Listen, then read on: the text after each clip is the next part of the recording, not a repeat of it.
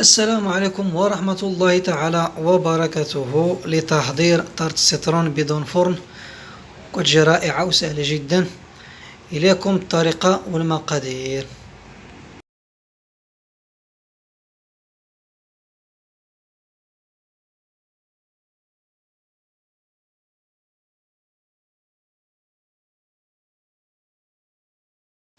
كنحتاجو 4 ديال صفار البيض، كنحتاجو كاس كبير ديال العنبة ديال العصير ديال الحامض يكون طبيعي،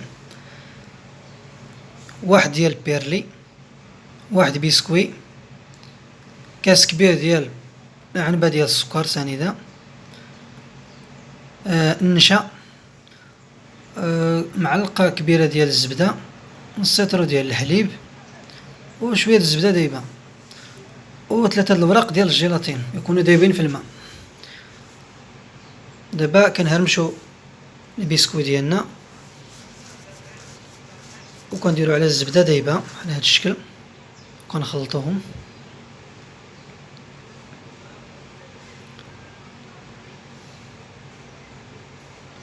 من بعد غنهزو المون فاش غنعمرو الطرد ديالنا على هاد الشكل، وتنقدوها. كنجيبو شي سباتولا ولا شي معلقة ندرسيوها مزيان باش تشد راسها.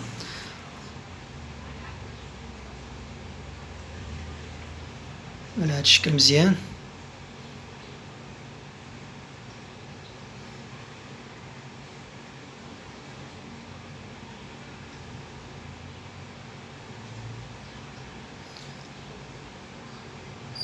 من بعد غندخلوها للثلاجة. دابا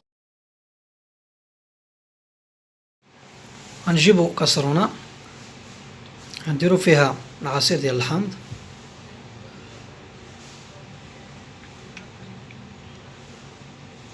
وغنخويو شوية ديال السكر، ونديرو فوق البوطة. دابا غادي نخلطو المكونات وحدين اخرين. دابا غنديرو الصفر البيض،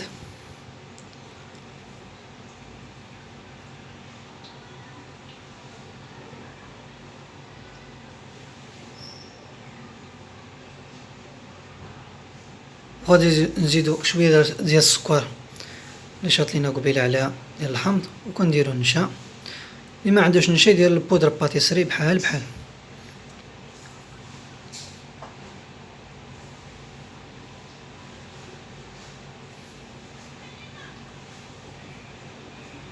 ونخلطو.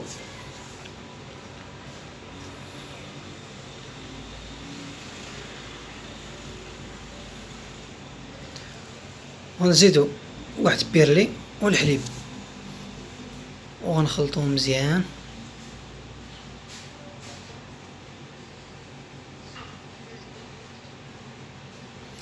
تخلط الخليط ديالنا مزيان، ما يتحببش، ما يجيش فيه لي كران ديال البودر ولا سنيده.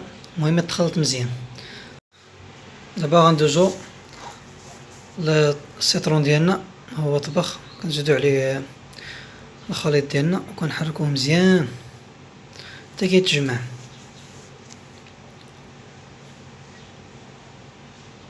حركوه مزيان بالخلاط ديالنا. ها هو تجمع، دغيا كيتجمع دغيا كيطيب، تيطبخ مزيان.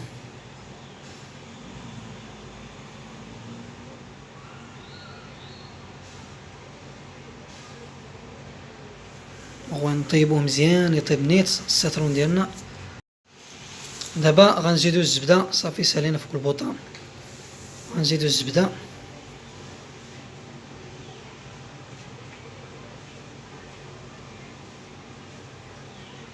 وغنخلطو.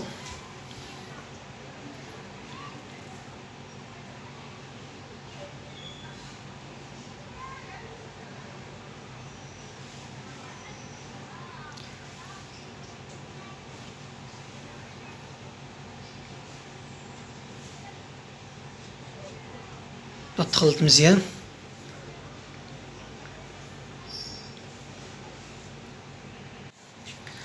بالنسبه للجيلاتين اللي ما عندوش ماشي مشكل بلا ما يديرو.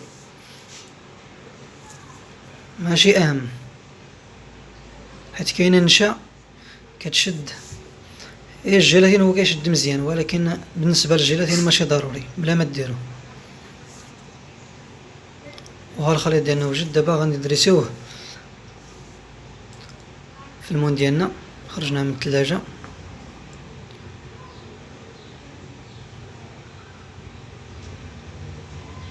وها الخليط ديالنا كيجي على هذا الشكل.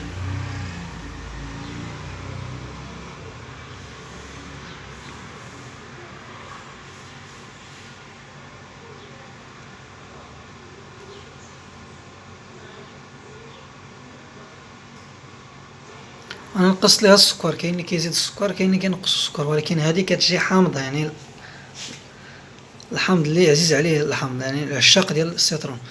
دابا غادي ندخلو لاطارت ديالنا للفريغو لمده ديال ساعتين د المكانه. ها هي لاطارت ديالنا، خرجناها من الفريغو لمده ساعتين د المكانه، شدات راسها دغيا.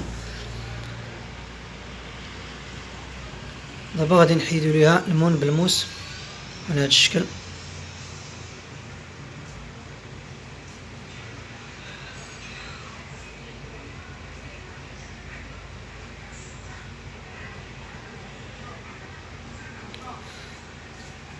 ونحيدو المون ديالنا. ها لاطارت ديالنا شاده راسها مزيان.